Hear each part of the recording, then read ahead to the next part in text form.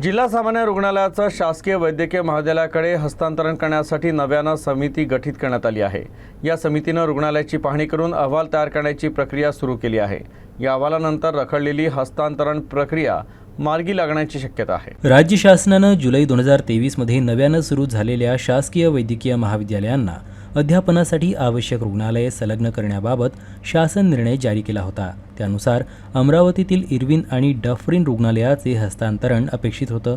मात्र 2.5 वर्षाचा कालावधी लोटूनही प्रक्रिया पूर्ण झाली नाही। त्यामुळे विद्यार्थ्यांच्या क्लिनिकल प्रशिक्षणाचा प्रश्न उपस्थित होत आहे।